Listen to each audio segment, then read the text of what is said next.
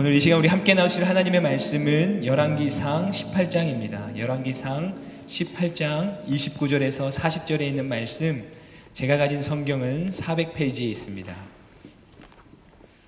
열왕기상 18장 29절에서 40절에 있는 말씀을 저와 여러분들이 한 절씩 교독하시고 마지막 절은 우리 함께 한 목소리로 합독하도록 하겠습니다.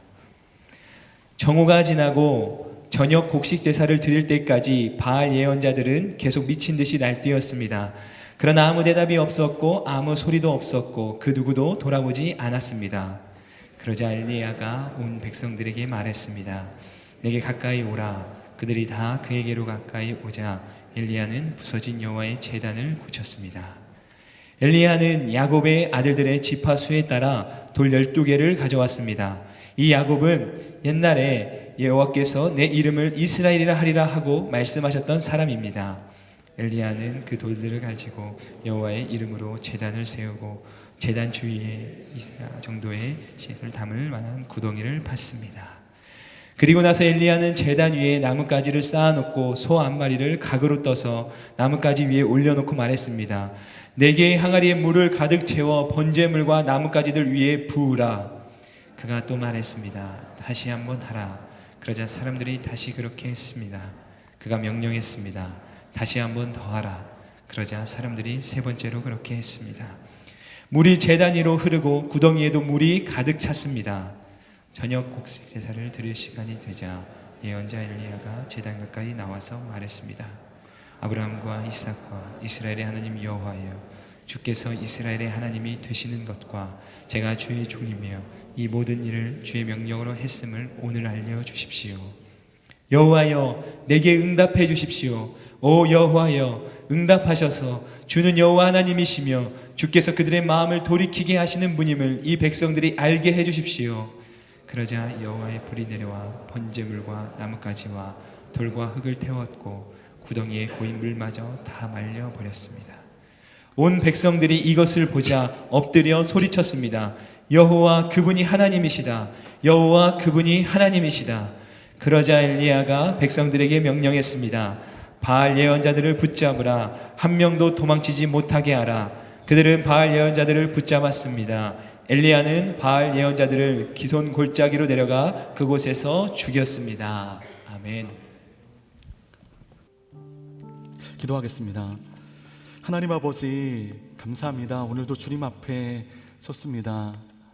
주의 말씀 들을 때 전하는 자, 듣는 자, 한 성령 가운데 주님 발견하는 시간 될 수 있도록 인도하여 주옵소서. 예수님의 이름으로 기도하옵나이다. 아멘. 네, 오늘 우리는 기도에 관한 이제 9번째 모델을 만나게 됩니다. 그 모델은 엘리야입니다. 엘리야는 어떤 상황 속에서 어떤 기도를 하였고 하나님은 그 기도에 왜 기뻐하시는지를 함께 나누어 보도록 하겠습니다. 아시다시피 엘리야는 북이스라엘의 선지자였습니다. 엘리야는 아합이라는 북이스라엘의 유명한 왕이 통치할 때 활동했던 아주 유명한 선지자입니다. 이 선지자라고 하는 단어가요, 히브리어로 되게 이뻐요. 나비라고 합니다. 이 선지자는 어두운 시대에 하나님의 메시지를 전달하는 일종의 대변인 같은 사람이었습니다. 여러분, 청와대 대변인, 당 대변인 하면 뭔가 매력적인 자리에 있고 권력의 중심부에 있는 자리처럼 느껴지죠. 그것처럼 하나님의 대변인 하면 굉장한 권세를 누리는 매력적인 자리로 보여지지만 사실 이 엘리야는 이 하나님의 대변인의 역할을 즐거워하지 않았습니다.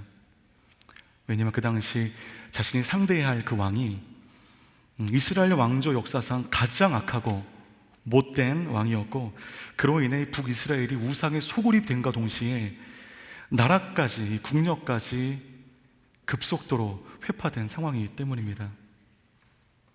누구든 좋은 환경과 좋은 분위기에서 일하고 싶어하고 사역하고 싶어합니다.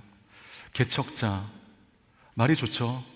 그리고 개척된 그곳 가운데, 내가 개척한 그곳 가운데 발전의 열매를 보게 될 때 큰 희열이 오지만, 여러분, 개척자가 짊어져야 할 그 대가와 짐이 얼마나 무거운지 아십니까? 저희 아버님이 교회를 개척하셨는데, 굉장히 부끄러운 얘기지만 누가 저에게 개척하라고 하면 저는 못할 것 같습니다. 예, 저는 이렇게 갖추어진 교회, 더 솔직히 얘기하면 먹고 사는데 문제가 없는 그런 교회에서 사역하고 싶어 하지, 누가 어렵고 힘든 교회에서 사역하길 원하는 사람들은 없을 것입니다. 사명감으로 감당하는 것 뿐이지. 근데 여러분, 그 당시에 이 엘리야가 사역해야 할 이 북이스라엘은요, 모든 것이 무너진 최악의 상황이었습니다. 더구나 온 나라가 극심한 기근 가운데 있었습니다. 하나님은 온갖 악을 행하는 아합과 이세벨 가운데 진노하지 아니하실 수 없었고, 하늘의 문을 닫아버리시사 비를 내리지 않게 하셨습니다. 무려 3년 반 동안. 여러분, 그 이스라엘 보면 지금도 마찬가지지만 주력 업종이 농업입니다. 농사의 모든 것을 걸고 사는 나라에 3년 반 동안이나 비가 내리지 않았다는 것은요, 산유국에 석유가 나지 않는 것과 같은 의미입니다. 아주 심각한 형벌이 그 땅에 내려진 것입니다. 이 사랑의 하나님께서 왜 이처럼 그 땅에 고통을 허락하셨을까? 그것은 이스라엘이 잘못된 지도자 아합 왕을 따라 바알과 아세라라는 우상을 신으로 섬겼기 때문입니다. 바알은 남성 신으로서 농사를 주관하였고, 아세라는 여성 신인데, 이 신들은 몹시 음란했고 몹시 폭력적이었습니다. 때문에 바알과 아세라에게 하는 예배 행위는 말이 좋아 예배인 것이지, 사제들이 그들의 예배자들과 함께 음란한 행위를 하는 음행의 제사였고, 폭력적인 학대가 있는 폭력적인 제사였습니다. 저를 포함한 우리 인간 모두에게는 본능이라고 하는 죄에게 쏠리는, 죄를 따라가는 못된 관성이 있는데, 그 관성이 작용하여 많은 백성들이 여호와 하나님을 깨끗하게 버려버리고 욕망을 충족시켜주는 그 우상에게로 나아갔습니다. 사람들은 자기가 경배하는 존재를 닮아가기 마련입니다. 이런 음란하고 욕망을 자극하는 신들을 끊임없이 열과 성을 다해 섬기면서 이스라엘 백성들은 말할 수 없는 성적 타락과 음란한 문화 속에 더불어 살아가게 됩니다. 그런데 여러분, 이렇게 한 나라의 백성들 속에 폭력성이 만연되어지고 음란한 문화가 확산되어지는 것은요, 하루아침에 어떤 사건을 통해서 되어지는 것이 아닙니다. 오랜 시간 동안 서서히 거룩을 잃어버린 결과이고, 폭력과 음란의 신들을 끊임없이 오랜 세월 본능적으로 추구한 결과, 북이스라엘은 철저하게 파괴되어진 잃어버린 도성이 되었습니다. 모든 폭력과 음란과 본능적인 행동들 그 뒤에는 반드시 그것들을 조종하는 세력들이 존재하기 마련입니다. 그 세력들로 인하여 우리는 나도 모르게 영향받고 나도 모르게 세뇌를 당하게 됩니다. 서서히 내가 옳다 여기는, 내가 따르는 그 악한 존재를 나도 모르게 닮아가는 것입니다. 그렇게 우리가 파괴되어져 가는 것입니다. 더욱이 심각했던 것은, 그 당시 무지했던 백성들은 바알은 비와 풍요의 신이기 때문에 이렇게 어려워도 한마음 한뜻이 되어서 우리 바알을 잘 섬기고 그를 기쁘게 하면 그가 이 땅에 복을 주셔서 이 땅을 기름지고 풍요롭게 하며 하늘에서 비가 풍족히 내려와 풍년을 이룰 것이라고 확신했다는 것입니다. 하나님이 아닌 바알이 그들의 인생을 풍성하게 만드는 근원이라고 여기는 것을 공의 하나님께서 그냥 가만히 보실 리 없습니다. 그래서 바알이 상징하는 이 풍요의 결정적인 요인인 비를 3년 반이나 끊어버리셨고, 그 땅 가운데 무서운 가뭄을 허락하신 것입니다. 그럼에도 불구하고 바알이 이 땅을 분명 풍요롭게 할 것이라는 이 무지한 백성들의 잘못된 믿음과 엘리야로 상징되어지는 살아계신 하나님의 권능이 이 산 위에서 충돌하게 됩니다. 열왕기상 18장 우리 28절과 29절 말씀 함께 읽겠습니다. 시작. 그러자 그들은 더 큰 소리를 질러대며 자기들의 관습대로 피가 흘러나오기까지 칼과 창으로 자기 몸을 찔러 상하게 했습니다. 정오가 지나고 저녁 곡식 제사를 드릴 때까지 바알 예언자들은 계속 미친 듯이 날뛰었습니다. 그러나 아무 대답이 없었고 아무 소리도 없었고 그 누구도 돌아보지 않았습니다. 오늘 본문에 속해 있는 내용은 아닌데요, 엘리야가 아합에게 엄청난 제안을 합니다. 갈멜산에서 450명의 바알 선지자와 400명의 아세라 선지자와 엘리야가 각자의 신에게 기도할 때 하늘에서 불이 내려와 재물을 태우는 것으로 누구의 신이 참신인지를 가려내자라고 엘리야가 아합에게 제언하게 됩니다. 여러분, 구글에서 바알 치시면 바알의 이 우상 이 조각이 나오는데요, 뭐 하나 이렇게 들고 있어요. 들고 있는 것이 뭐냐면 잘 안 보이는데 이 번개입니다. 번개. 하늘의 자연을 관장한다는 믿음, 이 번개를 관장한다는 믿음이 깊게 있었기 때문에 흔쾌히 수락하게 되었고, 이렇게 하여 여러분 갈멜산 위에서 세기의 매치가 있게 되었습니다. 마치 여러분 레알 마드리드와 이 바르셀로나가 격돌하는 것 이상의 매우 흥미로운 매치입니다. 단두대 매치입니다. 전 이스라엘의 매스컴이 갈멜산 정상에 그 제단에 집중이 되면서 특파원이 막 나오고 막 카메라가 있고 놀라운 장면들이 이제 펼쳐지게 되는 것입니다.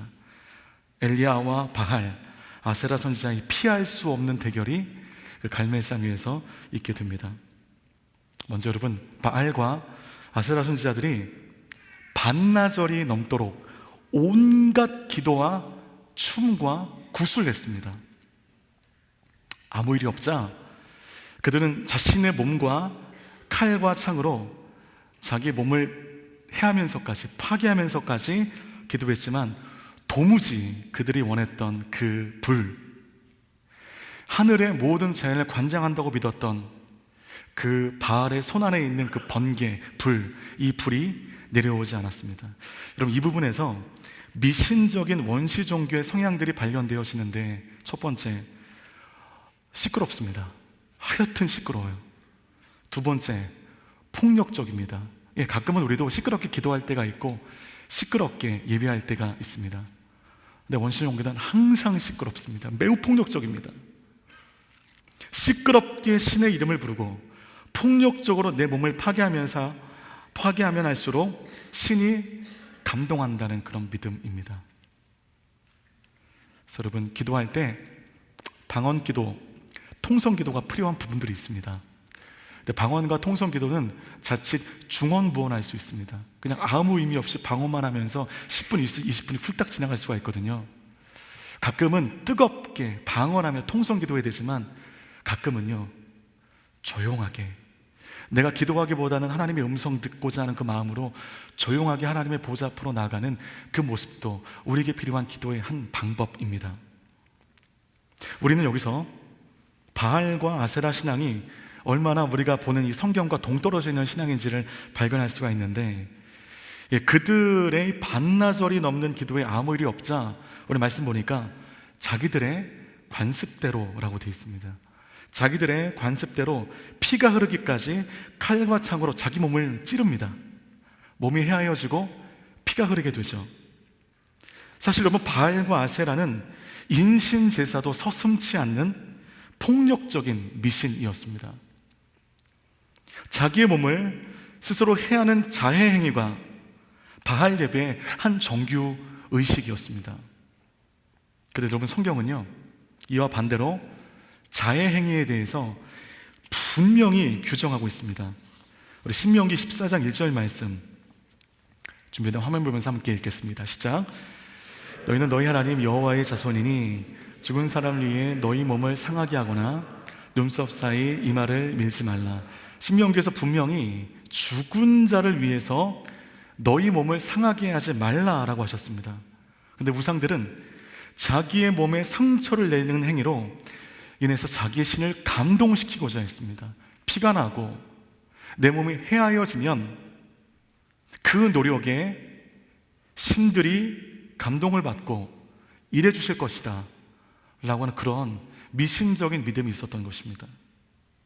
여러분, 이 의식 저변에 있는 신념이 무엇이냐면 자해행위의 기도는 나의 공로죠. 내가 내 몸을 해야 하는, 피를 내는 대가, 이런 나의 공로나 노력으로 자신이 섬기는 신을 감동시킴으로써 자기가 구하는 어떤 목적을 이루고자 하는 긴 의도로 말미암아 내 몸을 해야 하는 것입니다. 이것은 우리가 누리고 있는, 우리가 믿는 은혜와는 정반대이죠. 은혜는 내가 어떤 공로가 있지 않아도, 어떤 행동을 하지 않아도 아무 공로 없이 선물처럼 받는 것이 그 은혜이고, 그 선물처럼 받은 은혜로 말미암아 우리가 구원을 받게 된 것입니다. 여러분 믿으십니까? 그런데 그들은 몸을 자해하면서 자기의 뜻을 이루고자 하는데 명백한 미신입니다. 미신과 신앙의 정의, 제가 한 번 더 각인시켜 드릴게요. 전에 한번 말씀드렸던 기억이 있는데, 미신은 무엇인가? 신의 뜻을 나에게 굴복시키는 것입니다. 반대로 신앙은 무엇인가? 나의 뜻을 신에게 굴복시키는 것입니다.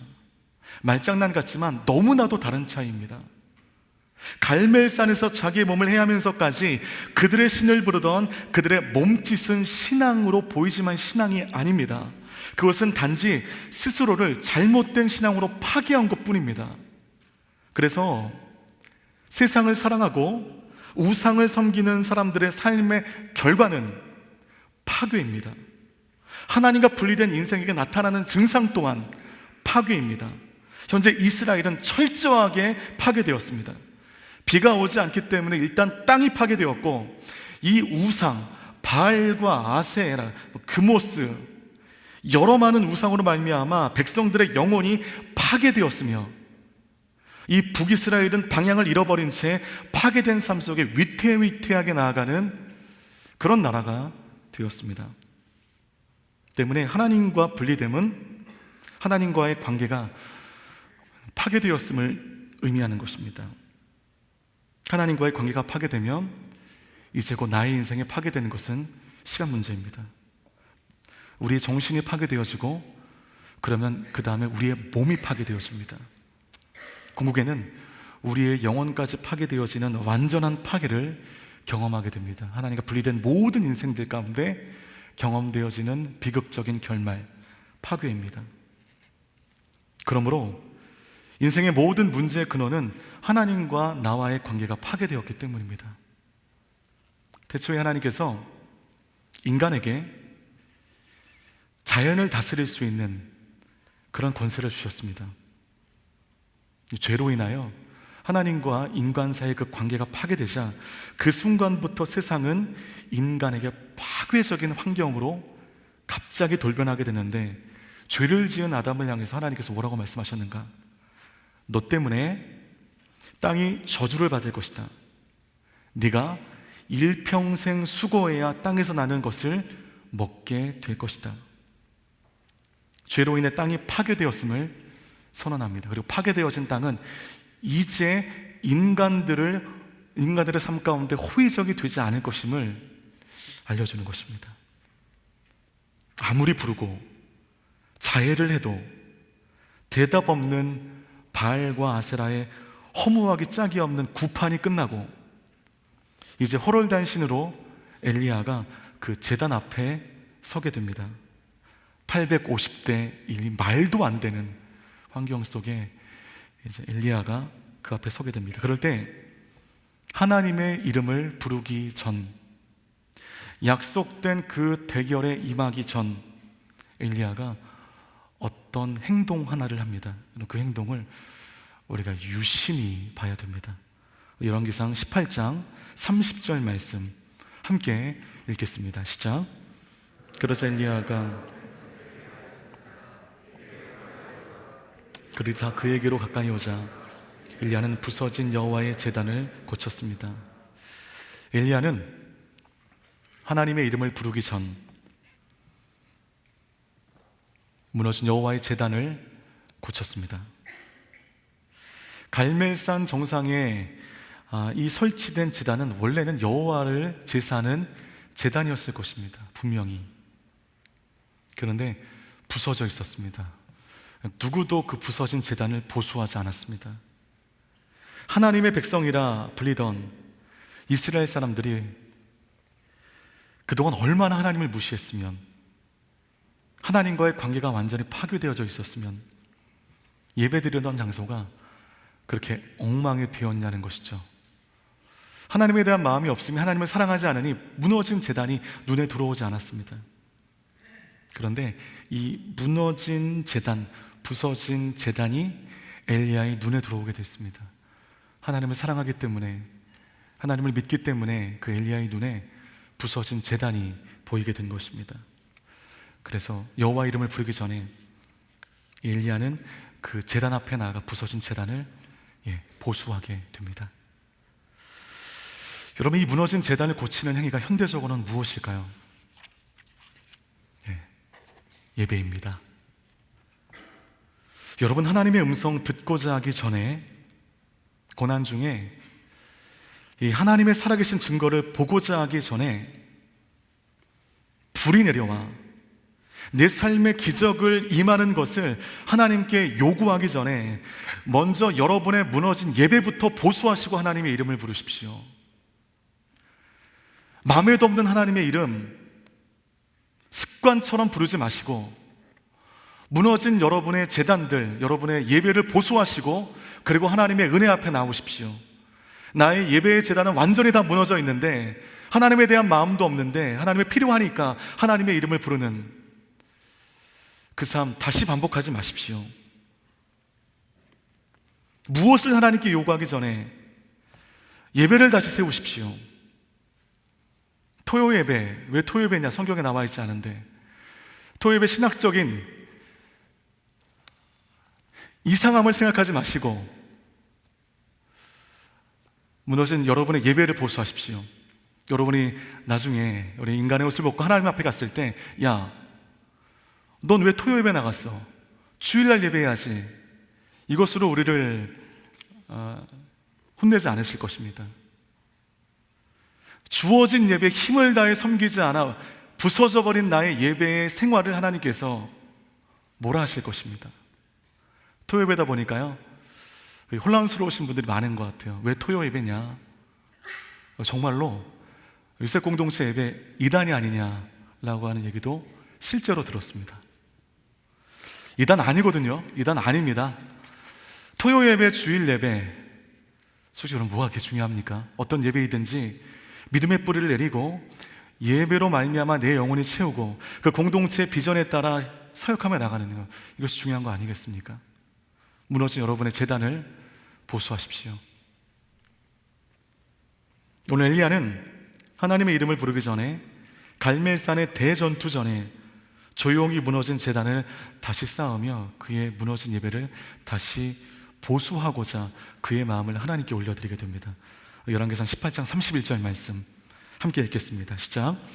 엘리야는 야곱의 아들들의 지파수에 따라 돌 12개를 가져왔습니다. 야곱은 옛날에 여호와께서 내 이름을 이스라엘이라 하리라 하고 말씀하셨던 사람입니다. 야곱의 아들들의 그 지파수에 따라 돌을 12개를 이렇게 가져왔습니다. 야곱이 야보강 나루토에서 천사와 겨루어 승리한 뒤에 하나님께서 야곱의 그 이름을 바꿔주셨습니다. 뭐라고 바꿔주셨습니까? 이스라엘. 여러분, 이스라엘의 이름의 의미가 혹시 뭔지 아세요? 하나님과 겨루어 이겼다, 승리했다. 솔직히 여러분, 하나님과 겨루어 승리할 인간이 누가 있겠습니까? 하나님이 사랑하셔서 져주신 것이죠. 이 이름은 하나님을 의지하여 나아갈 때마다 승리를 주시겠다는 일종의 약속, 언약이었습니다. 그러면 왜 12돌을 세웠을까? 이 12돌을 가져와서 무너진 제단을 덧대어 세운 것은 이런 의미가 있습니다. 하나님과 겨루어 이긴 하나님의 백성 야곱의 자손들이 이제 하나님의 약속을 의지하여 이 전쟁을 벌입니다. 하나님 나타나 주십시오 라고 하는 일종의 선포식이었던 것입니다. 우리 32절 말씀 함께 읽겠습니다. 시작. 엘리야는 그 돌들을 가지고 여호와 이름으로 제단을 세우고 제단 주위에 이 세아 정도 씨를 담을 만한 구덩이를 팠습니다.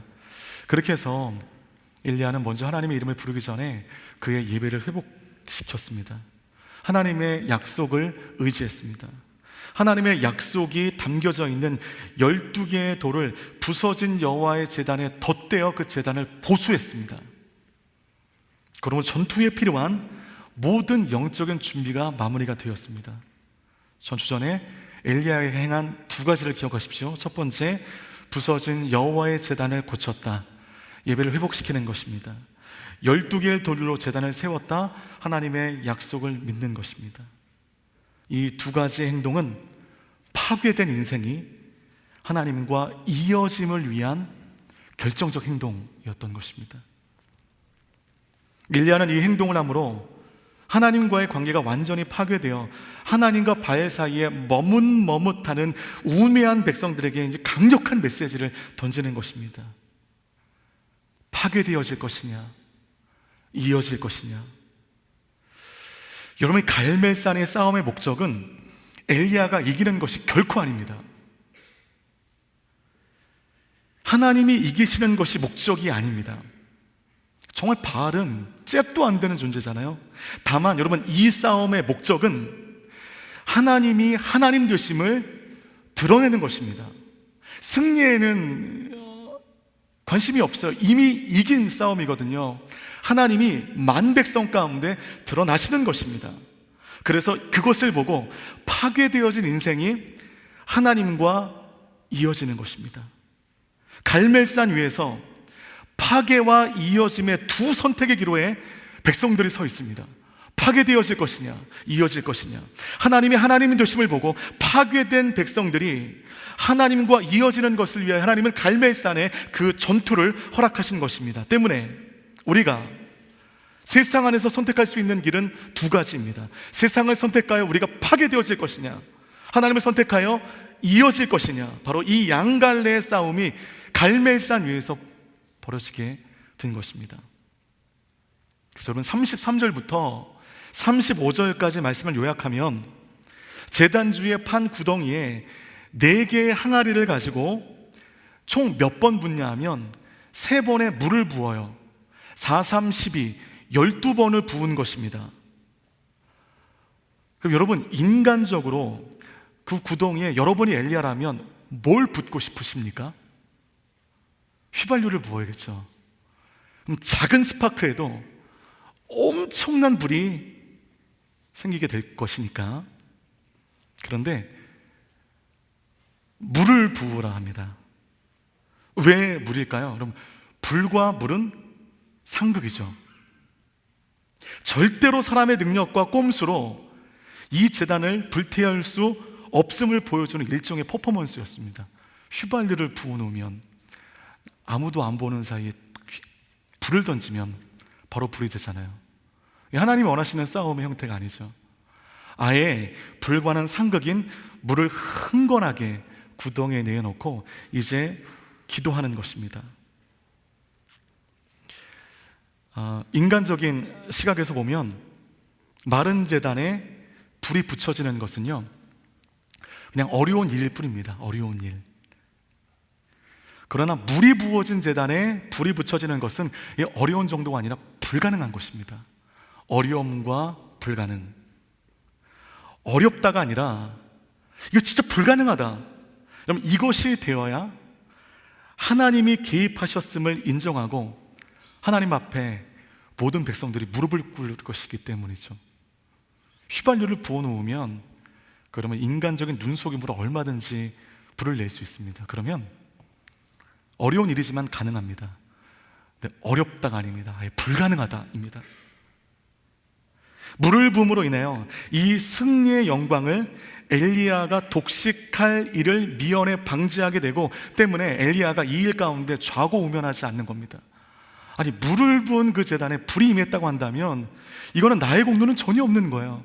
하나님이 하신 것이니까 이건 내가 영광 받을 일이 아닙니다. 오로지 하나님만 영광 받으실 일이 아니겠습니까? 그 열왕기상 18장 36절 말씀 함께 읽겠습니다. 시작. 저녁 곡식 제사를 드릴 시간이 되자 말했습니다. 아브라함과 이삭과 이스라엘 하나님 여호와여, 주께서 이스라엘의 하나님 되시는 것과 제가 주의 종이며 이 모든 일을 주의 명령으로 했음을 오늘 알려주십시오. 자, 여러분, 이제 엘리야의 기도가 시작이 됩니다. 엘리야의 기도는 파괴를 상징하고 있는 이 갈멜산의 제단에서 시작이 되었어요. 하나님 되심을 보여달라고 기도합니다. 그리고 단지 엘리야는 자신은 주의 종에 불과하다는 것, 주의 명령으로 말미암아 이 모든 일이 가능케 되었음을 만방이 보여지게 하여 주시옵소서. 이것이 엘리야의 기도의 포인트였습니다. 다신론이 유행하던 고대 헬라 사회에서는요, 상황에 따라 그 필요에 맞는 신을 골라 믿었어요. 바다를 항해할 때는 바다의 신 포세이돈의 힘을 의지하게 되었고, 전쟁을 할 때에는 전쟁의 신 아레스의 힘을 빌어보고자 했습니다. 마치 신을 자기의 필요에 따라 부리듯 이용한 것입니다. 그런데 우리도 이럴 때가 없지 않습니다. 내 욕심대로 이미 인생의 계획을 다 짜놓고 하나님을 불러서 이 일이, 나의 계획이 이루어지도록 하나님 능력이 많으시다고 하시니 그 힘만 좀 빌려달라고 하나님을 설득하는 것, 그 설득하기 위하여 여러 가지 방법을 총동원합니다. 이렇게 기도하면 이 기도는 무당의 구판이나 미신의 제사와 다를 바가 없습니다. 신앙은 나의 뜻을 하나님의 뜻 가운데 굴복시키는 것입니다. 그런데 우리는 하나님의 뜻을 나의 뜻 가운데 굴복시키고자 합니다. 나의 알량한 계획을 이루기 위해서 하나님의 힘을 빌어보고자 합니다. 우리의 기도는 항상 이랬습니다. 오늘까지. 아니라면 말씀해 보십시오. 그 기도에는요, 역사하지 않으세요. 그 기도에 응답해봤자 그 기도의 응답의 영광 우리가 다 가질 거기 때문에, 이 모든 영광을 자기가 다 갖고 나의 유익만을 구하기 때문에 하나님의 응답을 안 하실 수 있습니다. 기다리실 수 있습니다. 나의 마음이 바뀔 때까지. 우리의 기도를 한번 점검해 보십시오. 우리의 기도는 이제까지 어떻게 되었는지, 하나님의 뜻에 나의 뜻을 굴복시키는 기도의 삶이었는지, 끊임없이 하나님을 설득하여 나의 대가를 지불하고서라도 하나님을 설득하고자 하는 그런 미신적인 행위였는지. 우리 요한계시록 18장 37절 말씀 한 번 더 읽도록 하겠습니다. 시작. 여호와여 내게 응답해 주십시오. 오 여호와여 응답하셔서 주는 여호와 하나님이시며 주께서 그들의 마음을 돌이키게 하시는 분임을 이 백성들이 알게 해주십시오. 37절 엘리야의 기도의 포인트는 이것입니다. 하나님, 부서지고 파괴되어진 저 백성들이 하나님과 이어지게 해주십시오. 이제 파괴에서 벗어나 하나님과 이어지는 삶을 살게 해주십시오. 저들이 하나님의 하나님 되심을 보고 하나님께 이어지기를 결단하게 하여 주옵소서. 이것이 엘리야의 기도였습니다. 엘리야는 자기 마음대로 행동한 후에 응답을 구한 것이 아닙니다. 하나님의 능력을 빌어서 나에게 유익을 구하기 위하여 하나님께 나아간 것이 아닙니다. 철저하게 하나님의 말씀대로 행한 후에 기도 응답을 구했습니다. 이 기도에는 바알의 선지자들이 그랬던 것처럼 광란적인 춤도, 시끄러운 외침도, 끔찍한 자애도 없었습니다. 그러나 간절함과 백성들을 사랑하는 마음이 담겨져 있는 이 기도에 하나님이 감동하십니다.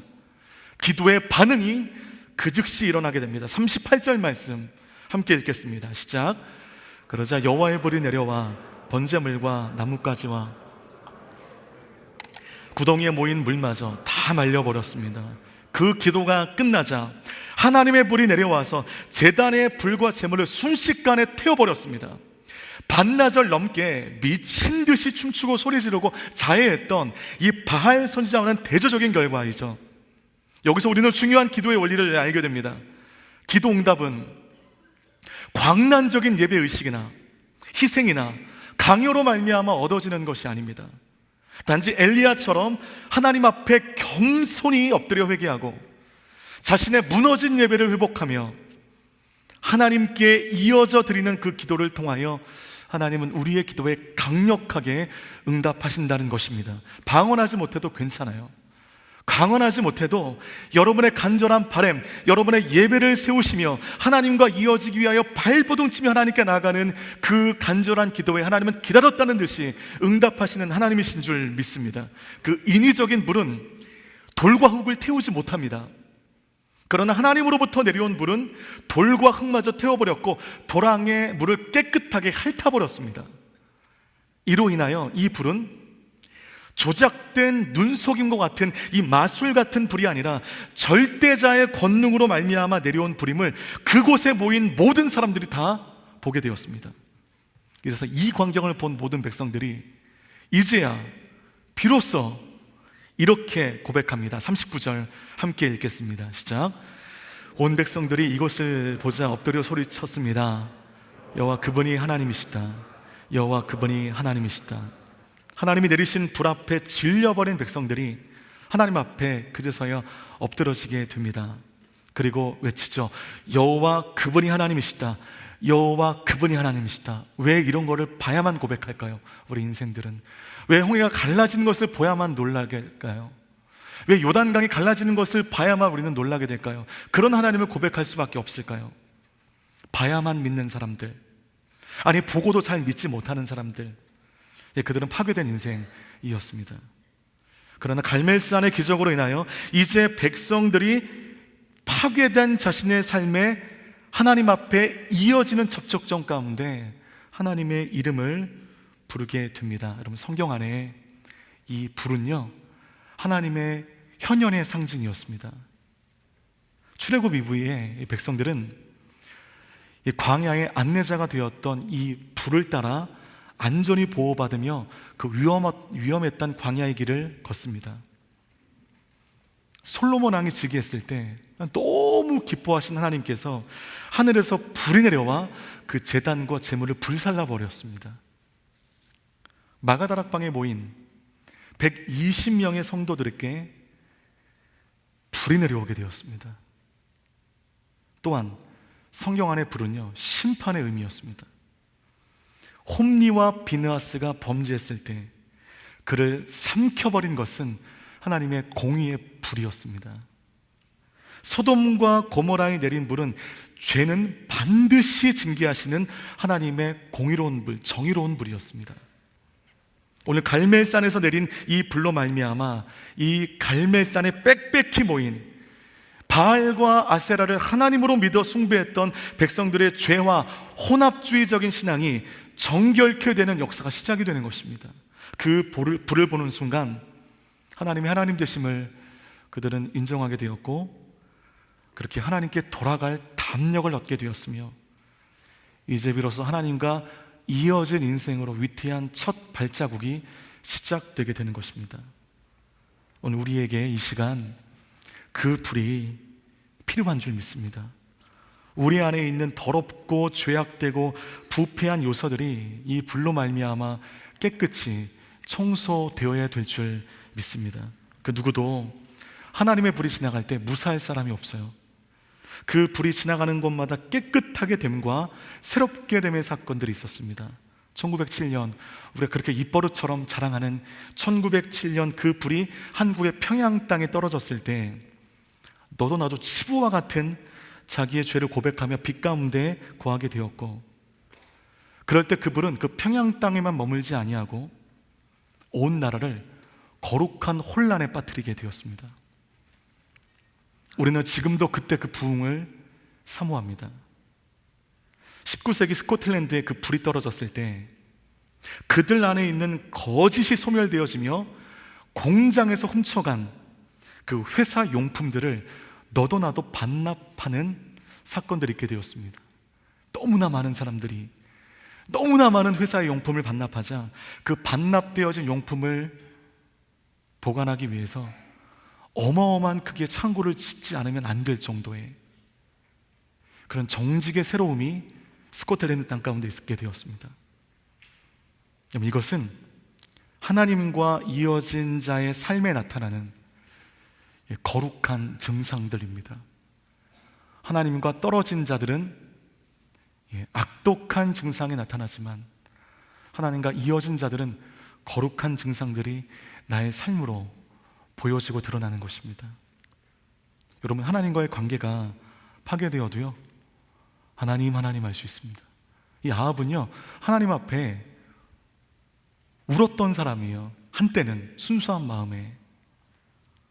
그러나 하나님과의 관계가 파괴된 채 종교적 관성으로 부르는 그 부름에 하나님은 절대로 대답하지 않으십니다. 그러나 하나님과 이어진 자들은 그 신음소리에도 우리 하나님이 응답하시는 줄 믿습니다. 이런 분리됨은 파괴입니다. 이어짐은 회복입니다. 오늘 이 엘리야의 기도는 파괴된 인생들을 향한 하나님의 자비하심을 구하는 기도였습니다. 이 기도는 하나님의 권능을 나타내게 되었고, 그것을 본 백성들이 하나님께 한 명 한 명 이어지기 시작했습니다.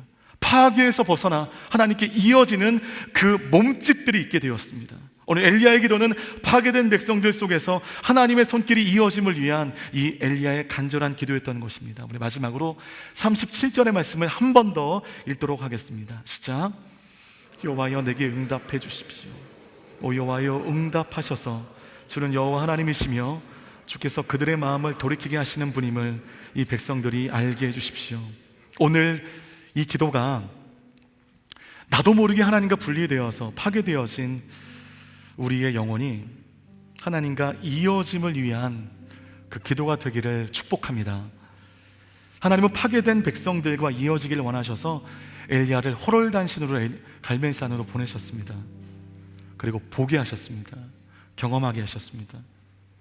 하나님께서 승리하시는 것을 보게 하시는 것이 아니라 하나님의 하나님 되심이 만방 가운데 보여지는 그것을 보게 해주셨습니다. 그 권능 앞에 백성들은 잘못 잡았던 끈을 놓고 진짜 끈을 잡으며 하나님과 이어지게 됩니다.